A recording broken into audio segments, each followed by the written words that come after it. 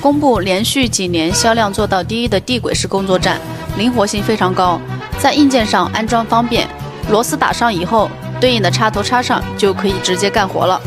软件操作也是很简单，一人可以操作4到5台机器人，飞镖异形构件都能干，只要构件大小在轨道的行程范围之内就可以焊接。单根地轨有效长度可以焊接8米多和1米4宽的构件，2台轨道并列摆放可以焊接更长的构件。不管是这种工字钢，还是钢箱梁多层多道焊接、弧形梁、